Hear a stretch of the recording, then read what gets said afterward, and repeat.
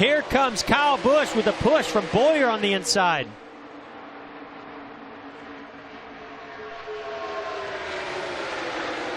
Oh, no, DiBenedetto! And everybody! Good. Oh, no. Are you kidding me? This is big. Wow. But it...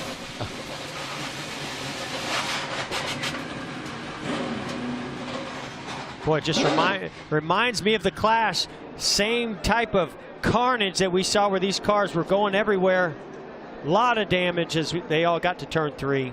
Well, that ruined everything. I mean, sometimes I'm speechless. I'm speechless.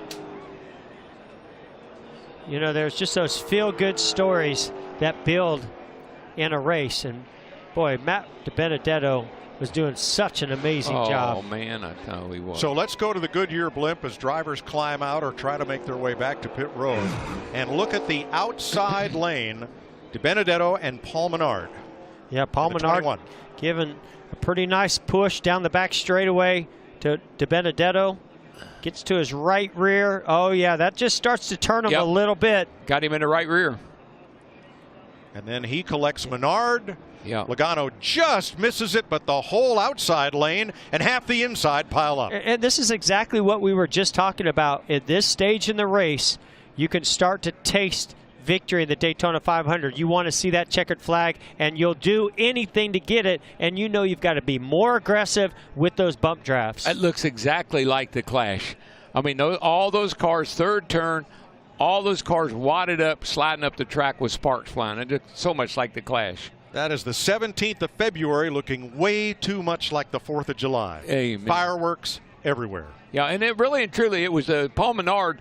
He gave DiBenedetto a little shove, but it was on the outside, on the right side, and that just turned DiBenedetto into the outside wall, and then it was on from there. And a different situation than we saw in the clash between Menard and with Jimmy Johnson, but it was a similar thing when we heard the spotter on the 21 Menard say, well, he zigged and we zagged.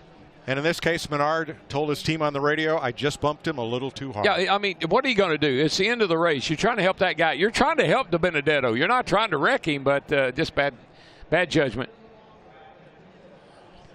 Look at that 10 car. Almirola's number 10. Look at David Reagan underneath the 10 of Almirola. David Reagan, see what springs he's running. Look at that. All those sparks flying. My gosh. Man, amazing shots. And all Almirola wanted was a chance to win it on the last lap. Yeah, well, he didn't like last year. Didn't quite get there. Close.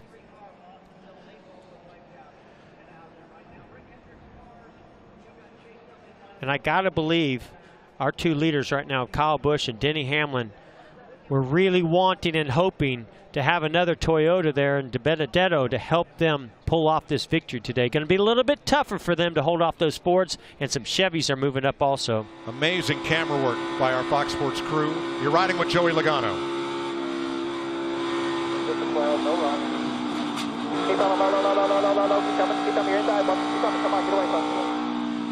Just one too many pushes there, Mike, is what I saw. Kyle Larson. Check up. Nothing behind us. Nothing behind us. Okay, lock it down. Come right back to the top. Keep it rolling. Come to the top.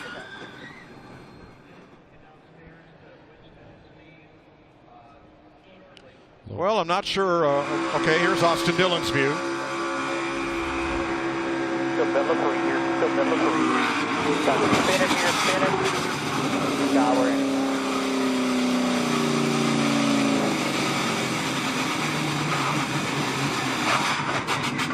Ouch. Martin Truex. Ooh.